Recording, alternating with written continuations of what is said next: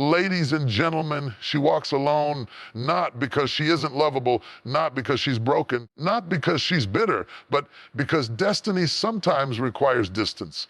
A woman with no friends isn't always lonely. Sometimes she's being hidden. Hidden for a time such as this. She's not in isolation, she's in incubation. Don't confuse her quiet season with defeat. Heaven is working behind the veil of silence. She's learning to hear herself think again. She's learning to trust her own voice without the echo of opinions. She's not drowning in solitude, she's soaring in stillness. In a world that screams for connection, likes followers and approval, her silence is sacred. It's where she meets God face to face.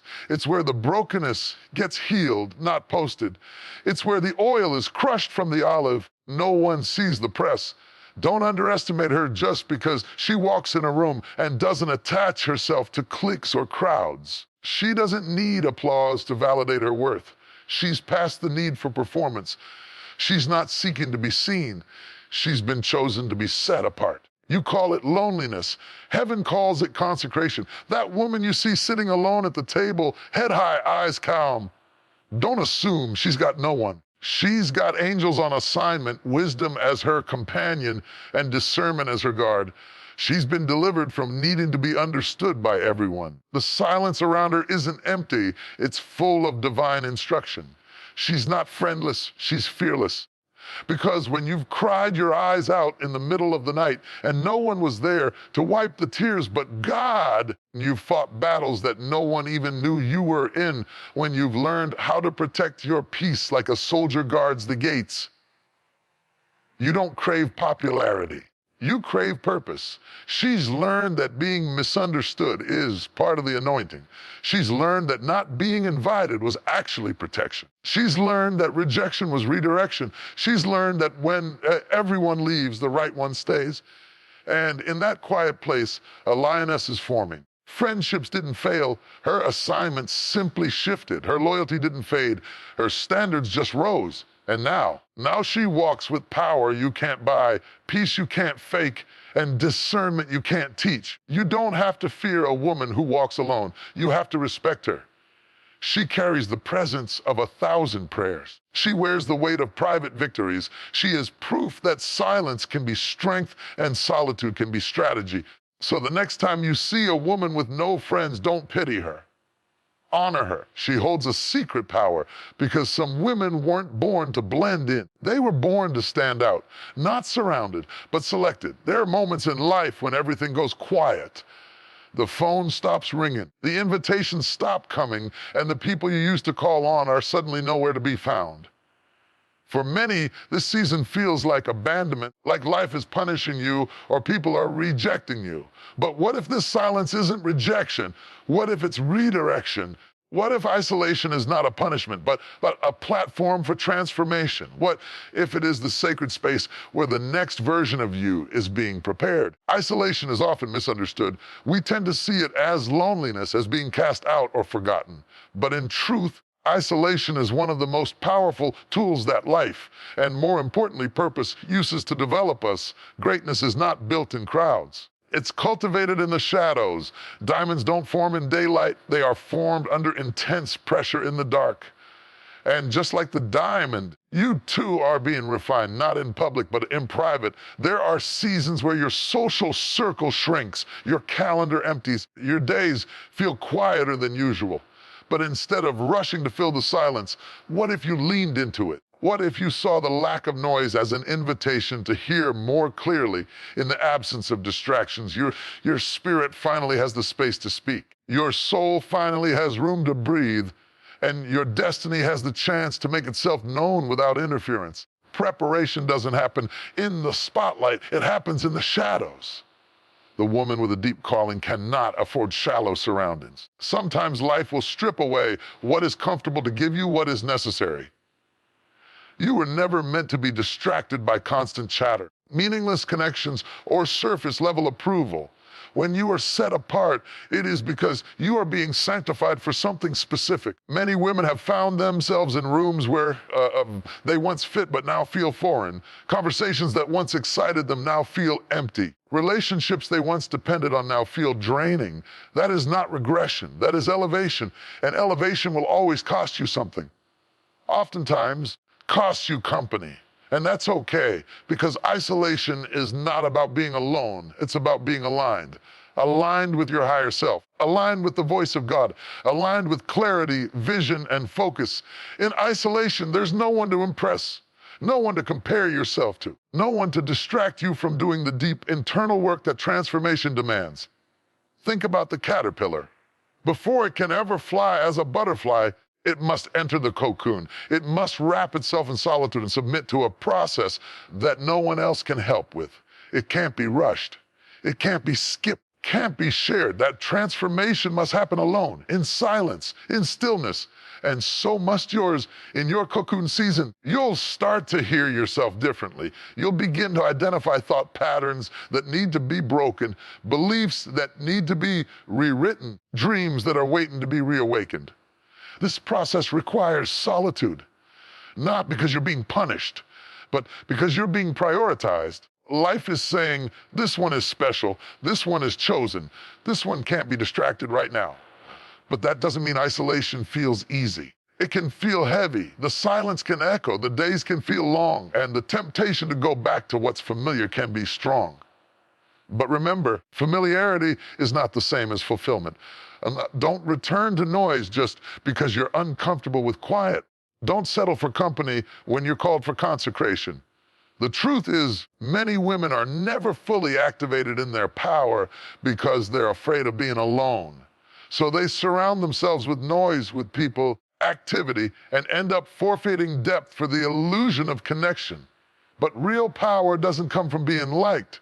It comes from being ready, and readiness requires preparation. It requires you to sit with yourself, deal with yourself, and grow through things you once ran from. Isolation teaches you how to be self-sustained, how to pray without prompting, how to love yourself without external affirmation, how to lead without followers. Teaches you to be okay with being misunderstood, to be confident without validation, to be whole without being surrounded. Once you come through the other side of that season, you emerge different, stronger, wiser, softer in spirit, but sharper in vision. You begin to walk differently because your steps are now ordered by something deeper than popularity.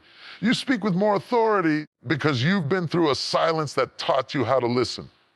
You no longer fear being alone because you know the strength it gave you. Here's the beautiful part. After the preparation comes the purpose.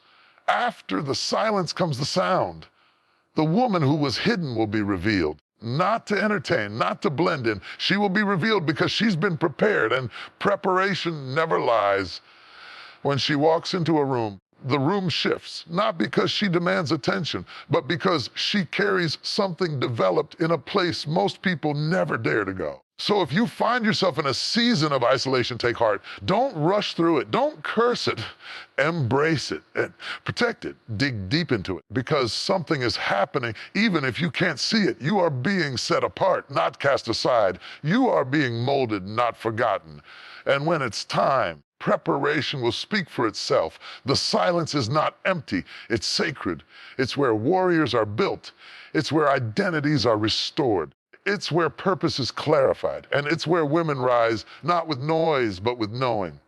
Not with crowds, but with conviction. There's a kind of power that cannot be faked, a strength that doesn't come from books, from applause, or from being constantly affirmed. It doesn't come from titles, talent, or trends. It comes from pain. Not the kind of pain that gets talked about loudly, the kind that draws sympathy or social media attention. No, it comes from private pain, the silent, secret battles no one sees. The kind of pain you cry through in the middle of the night when the world is asleep. The kind of pain that doesn't get posted, that doesn't get validated, that doesn't even get fully explained. It's the pain you carry in your chest like a weight while still showing up with a smile. It's the trauma you've learned to function through, the heartbreak you had to recover from without closure, the betrayal you couldn't tell anyone about, the loneliness you had to learn to live with. This private pain does not break you. It builds you. It forges something in you that a comfortable life never could. It refines your character. It strengthens your resilience. It deepens your compassion. And most of all, it awakens your purpose. Because once you've survived what you thought would kill you, you start to live differently. You start to speak differently. You start to carry yourself with a quiet, undeniable authority that only comes from experience. You don't just know about healing, you embody it. You don't just talk about strength, you are it. Not because life handed it to you easily, because you earned it in the trenches of your pain. You found it in the ashes of what broke you. You gathered it while crawling through seasons no one knew you were even fighting through.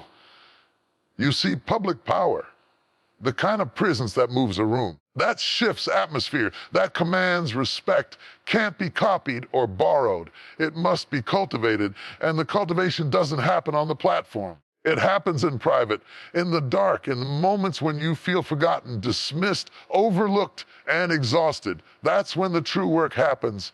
That's when your soul is being stretched, shaped, and sharpened. There's something incredibly humbling about going through a season where no one sees your pain. You realize that people will celebrate your victories, but have no idea what it costs you to win. They'll admire your confidence, your joy, your faith, but not know the nights you cried yourself to sleep just to keep going. And in that realization, you develop something sacred, a deeper connection with yourself and with God. You learn to lean into grace, to walk by faith, and to build without needing applause. And when you finally emerge from that season, you come out different, not just stronger, but wiser. Not just healed, whole, not just motivated, but matured. Because the pain didn't just hurt you, it taught you. It taught you who to trust. It taught you what matters. It taught you what to let go of and what to protect. It taught you how to stand even when everything around you was trying to make you fall. That kind of transformation is not cosmetic, it's core. It doesn't change how you look, it changes who you are. It gives you a depth that can't be bought, clarity that can't be confused, and a power that can't be shaken. When you speak after surviving something, your words carry weight. Not because you're trying to be impressive, but because your truth is undeniable. People feel it, they sense it, because you're not drawing from inspiration. You're drawing from experience. You're not reciting what you read. You're revealing what you lived. I challenge you to love enough and care enough. That's what makes it real. That's what makes it powerful. And maybe that's why life allowed you to walk through that pain privately. Because had it been public, you might have performed your healing instead of pursuing it. You might have been tempted to prove your strength instead of developing it. But because it was private, it had a chance to purify you, to confront you, to break you open and rebuild you better. There's a sacredness in private pain. It's a classroom no one enrolls in willingly. Teaches lessons that nothing else can. You learn patience in the delay. You learn trust in the silence. You learn to forgive without apology. You learn to love without conditions. You learn to move forward even when your heart is still catching up.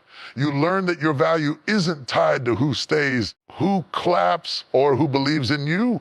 You learn that your power isn't external, it's internal. And when you step into your purpose after that kind of journey, no one can take it from you because they didn't give it to you. It wasn't built on being accepted. It was built on being rejected. It wasn't built in the light. It was built in the dark. And now that you've emerged, you carry something that can't be faked authority.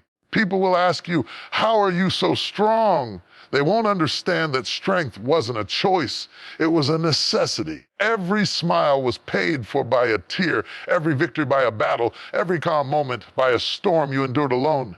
And instead of resenting the pain, you'll start to thank it, because without it, you wouldn't be who you are today. Your private pain became the soil where your power was planted. And now, the world sees the fruit, but you remember the roots. You remember how it felt to break and rebuild, to lose and still live, to be empty and still give, to be unheard and still speak truth. That's power. So don't be ashamed of what you've endured in private.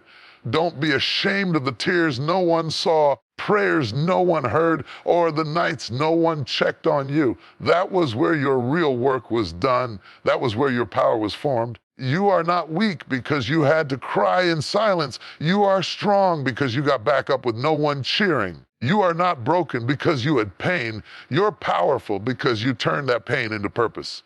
So wear your scars like armor, not shame. Let your silence be your strength and your story be your sword, because your private pain didn't break you. It built you. And now you are walking proof that power, true power, is forged not in crowds, but in quiet. Not in ease, but in endurance. Not in applause, but in affliction. There are moments in a woman's life when the pull toward purpose becomes greater than the pull toward people. These moments don't come with grand announcements. They don't always feel holy or glamorous. Often they begin quietly, through disappointments, unanswered prayers, closed doors, and unexplained disconnections. But what's really happening is divine realignment. You are being called into consecration. And for that sacred calling, companionship must take a back seat. Consecration is not about isolation for its own sake. It is about being set apart, not as punishment, but as preparation. It is the process of refining your spirit, sharpening your purpose, disconnecting from the noise so that you can finally hear the still, small voice within. When you are being consecrated, companionship is no longer your comfort, it becomes your caution, because not everyone can walk with you into the places you're being called to go. So many women miss the magnitude of their assignment because they are clinging to the comfort of connection. They settle for community when they're being called to consecration. They surround themselves with people who don't challenge their growth, who don't understand their vision, and who dilute their discernment just so they won't feel alone. But there comes a time when you must decide, do you want to be popular or do you want to be powerful? Companionship is beautiful in its season. It's God ordained. We are wired for connection. But there is a difference between connection and dependence. There is a line between healthy relationships and unhealthy attachments. Consecration reveals that line. It uncovers the places in us that have become addicted to affirmation, to company, to presence, even when that presence is no longer purposeful. When you are truly being set apart, some relationships will naturally fall away, not because of drama or betrayal, but because their season is complete. And while it may feel like loss, it is actually elevation. God doesn't subtract without preparing for multiplication. In the middle space, where companionship fades and consecration begins, it can feel like you're losing more than you're gaining. That's the wilderness. That's where the old is stripped and the new is born. It's in that sacred wilderness where your vision gets clear, where your motives are purified, where you learn to stand, not because someone is holding your hand, but because you've learned how to walk in the Spirit. Consecration teaches you how to pray without needing an audience, how to be obedient when no one is watching, how to trust even when the promise seems distant. In this season, distractions become dangerous. You begin to realize that the wrong company can delay your calling. The wrong conversations can cloud your clarity. The wrong associations can contaminate your anointing. So you start pulling away, not from love, but from compromise. Not from people, but from patterns. You're not arrogant, you're aware. You're not bitter, you're becoming. Consecration shifts your appetite. What used to entertain you no longer satisfies. What once felt comfortable now feels constricting. You find yourself craving truth, depth, purity, and presence. You begin to protect your time, your peace, and your space with fierce intentionality. Not because you're hard or cold, but because you've been called. The woman who chooses consecration over companionship understands that she is not here to blend in. She is here to break through. She is not here to please the crowd. She is here to carry the cross, and carrying that cross will cost you something. It may cost you invitations. It may cost you popularity. It may even cost you relationships you never imagined letting go. The oil of purpose is only produced through the press of obedience. Sometimes the people around you will not understand the shift. They'll call you distant, cold, or strange. Let them mislabel your silence. Let them misunderstand your separation. Because when the time comes And the fruit of your consecration begins to blossom. The same ones who misunderstood, you will see you walking in an authority they cannot deny. This process is not about being better than anyone else. It's about becoming better for what you've been chosen to carry. Your consecration is a sign that you are carrying something weighty, something that requires space, purity, and focus. You can't afford to be careless with your time, your mind, or your heart. The truth is, companionship is easier. It soothes the soul. It fills the empty space. It makes us feel seen. But consecration refines the soul. It confronts the empty places. It makes us feel stretched, pulled, sometimes even broken. But it is in that breaking where the oil flows. It is in that tension where true growth happens. It is in that fire where false versions of ourselves are burned away so that the real woman can rise. Consecration isn't just about who you're letting go of. It's about who you're becoming. It's the journey back to your original design. It's the stripping of every identity the world gave you, every role you were forced to play, and every mask you wore to be accepted. It's the sacred undoing of false attachments and the holy rebuilding of a woman who knows who she is, who she serves, and what she's here to do. And when you begin to walk in that kind of clarity, you won't be lonely. You'll be aligned. You won't be chasing friendship. You'll be walking in fellowship with purpose. You won't be begging for connection. You'll be attracting those who are aligned with your destiny, not just your history. Consecrated woman doesn't move quickly. She moves intentionally. She doesn't speak loudly. Her presence speaks for her. She doesn't chase approval. She lives by conviction. She is not shaped by her relationships. Her relationships are shaped by her purpose. When she walks into a room, she doesn't just show up, she shifts the atmosphere. So if you're in a season where you feel distant from others, where your phone is quiet and your circle is small, don't rush to fix it. Don't run back to what's familiar. Don't lower your standards just to feel company. You are not being left out. You are being lifted up. You are not being rejected. You are being redirected. You are not being forgotten. You are being forged. Let the companionship fade if it must. Let the conversations stop if they need to. Let the crowd keep walking if they can't follow. You're not called to please the masses. You're called to carry the mantle. And for that, you must be consecrated. So stand in your sacred space. Protect your process. Honor your solitude. And remember, consecration is never in vain. Births clarity, it births character, it births callings that shake the earth. And one day, when the season shifts and the fruit of your obedience is revealed, all makes sense. Power has often been misunderstood. We tend to associate it with noise, with influence, with volume. We think of power as dominance, ability to take over a room, to assert, to declare, to move things by sheer force. True power, the kind that cannot be shaken or manipulated, does not come from chaos. It comes from calm. It comes from knowing. It comes from an unshakable inner stillness. Power is not rooted in dominance. Power is rooted in peace. Peace is not the absence of trouble. It is not the denial of pressure. It is not the luxury of a life untouched by storms. Peace is presence, steady, grounded, unwavering.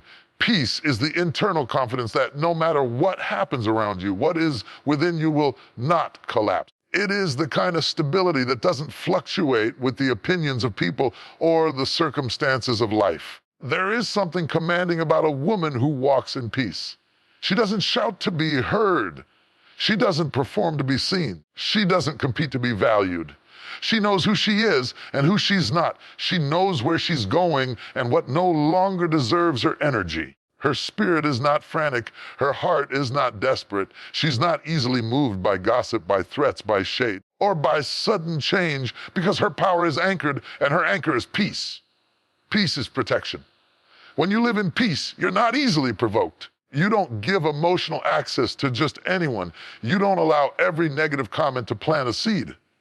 You're not available to chaos. You don't chase validation. You protect your vibration. You guard your gates, your ears, your eyes, your mind, because you understand that the condition of your internal world affects your external impact. You refuse to let temporary turbulence disrupt your permanent purpose. The woman rooted in peace knows how to pause before she reacts. She knows when to speak and when to stay silent. She knows when to fight and when to walk away. She knows when to give and when to protect her energy. Because peace gives her clarity, it gives her discernment, it helps her recognize when something is of God and when something is just noise. Power rooted in peace is not loud, but it is unmistakable. It doesn't seek attention, but it cannot be ignored. It's not about being aggressive, it's about being anchored. It is a calm that speaks louder than shouting. It is a smile that doesn't disappear when things go wrong. It's the ability to keep your soul quiet in the face of a storm. And storms will come. Peace doesn't promise you a storm-free life, but it does promise you a storm-proof soul. When the winds rise, when betrayal shows up, when disappointments shake your plans, peace becomes your weapon. While others panic, you pray. While others react, you reflect. While others collapse under pressure, you rise with grace. Not because the battle is easy, but because your peace is not negotiable. You begin to realize that protecting your peace is protecting your power. So you become selective with what you engage. You stop explaining yourself to people who are committed misunderstanding you. You stop proving your worth to those who already decided you're not enough. You stop over giving in spaces that never pour back. You don't chase closure. You don't demand apologies. You learn to move forward quietly, trusting that peace will lead you better than pride ever could. This kind of peace is not passive, it is powerful. It's not about being quiet in defeat. It's about being still in strength. It's about responding from wisdom, not wounds. It's about walking away, not in weakness, but in wisdom. It's about refusing to let your emotions become your master. A peaceful woman is not a woman who has it all together. She's a woman who knows where her center is. She has tasted chaos and chosen calm. She has wrestled with life and chosen surrender. She has cried, broken, fallen apart, and still returned to herself. And in doing so, she has become a force that cannot be manipulated by fear, anger, or ego. It's the woman who can be lied on and still walk with integrity. It's the woman who can be betrayed and still choose forgiveness. It's the woman who can be overlooked and still remain faithful to the assignment. It's the woman who can lose everything, yet never lose herself. Peace is her compass. She may not always know what's ahead, but she knows who she is in the waiting. She may not always feel certain, but she remains stable. She may not always have support, but she has strength. That strength comes from being grounded in something deeper than circumstances. It comes from knowing that her value is not dependent on how things look, but on who she is becoming in the process. This is not a peace you find in people, positions, or platforms. It's not a peace you find in everything going your way. It's a peace that only comes from within.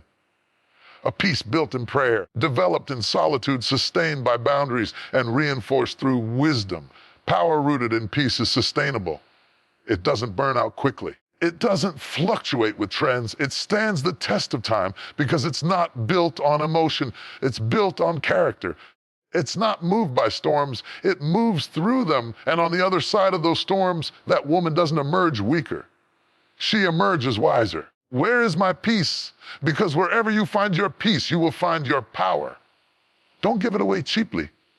Don't trade it for attention. Don't surrender it for validation. Don't lose it trying to fix what wasn't yours to carry. Let peace become your posture. Let it guide your steps. Let it shape your tone. Let it determine your decisions. Not everything requires your reaction. Not every battle is yours to fight. Every argument deserves a response. Sometimes the most powerful thing you can do is be still and know that you don't have to force what's already aligned. Your power is not in proving. Your power is in presence, in being fully grounded in your worth, your voice, your values, in trusting that whatever tries to shake you will fail because your foundation is built on something eternal. So walk in peace. Live in peace, speak with peace, guard your peace, because when your soul is quiet, your spirit is unshakable. And in that stillness, you will find a power the world cannot imitate or ignore. It's easy to misunderstand a woman who walks alone.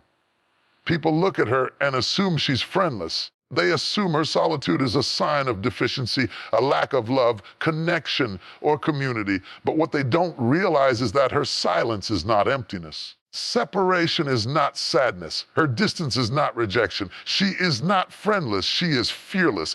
There is a sacred kind of courage that grows in solitude, a strength that doesn't require a crowd, a confidence that doesn't feed on compliments or companionship. This woman has learned how to stand without support, how to walk without applause, and how to believe in herself even when no one else claps. That's not loneliness, that's liberation. Woman who chooses her own peace over forced connections, who prioritizes her growth over being included, is not weak. She is wise. She has felt the sting of betrayal, the ache of abandonment, the sting of silence when she needed someone most. But instead of letting that break her, she let it build her. Instead of becoming bitter, she became bold. Instead of shrinking, she stood taller. Not every absence is a loss. Every disconnection is a deficit. Sometimes the people who walk away are simply making room for something greater. Sometimes being excluded is protection. Sometimes not being chosen by others is the very thing that pushes you to choose yourself. This woman has learned that being alone doesn't mean being without power. In fact, her power increased the moment she stopped depending on people who couldn't carry the weight of her truth. She discovered that sometimes God subtracts before he multiplies. He removes the noise so you can hear clearly. He clears the space so your spirit can expand. He pulls you away from certain circles so you stop playing small just to be accepted. There was a time when she longed for friendship, when she gave too much in exchange for presence, when she lowered her voice to maintain peace, when she ignored red flags just to keep from being alone. Those days are over. She's been through too much, grown through too much, and healed too much to settle for shallow relationships. The connection costs her peace, authenticity, or purpose. She doesn't need it. She has become her own safe space, her own counselor, her own cheerleader. She's learned to pray her way through, cry her way out, and rise again even when no one was watching. That kind of resilience doesn't come from always being surrounded. It comes from being separated. Being alone taught her how to hear herself, how to trust her instincts, how to set boundaries, how to let go, how to start over. It taught her that people can walk with you for years and still not see you, that some friendships are seasonal, some connections are situational, and some separations are spiritual. It taught her that presence doesn't always mean partnership, and proximity doesn't always mean loyalty. So now, she no longer forces herself into rooms where she's only tolerated. She no longer holds on to relationships just because they have history. She no longer sacrifices her energy for circles that don't reflect her values. She chooses herself, not out of arrogance, but out of awareness. She is not friendless, she is filtered. The people around her now are not many, but they are aligned. They are not loud, but they are loyal. They are not perfect, but they are purposeful. And until she finds those rare connections, she is okay walking alone. Because walking alone takes guts. It's easier to stay connected to what's familiar. It's safer to go with the crowd. But this woman isn't looking for safe. She's looking for substance. She knows that destiny often requires distance. And she's not afraid of the quiet anymore. She's learned to thrive in it. The silence gave her strength. The solitude gave her space. The stillness gave her vision. She's not afraid of being misunderstood. She's not afraid of being left out. She's not afraid of people talking because she has nothing to prove. She's got everything to become. She's not performing anymore. She's not pretending anymore. She's not pleasing anymore. She's present with herself, with her purpose, with her path, because fearlessness isn't about being loud. It's about being true. It's the kind of courage that lets you sit at a table by yourself without shrinking.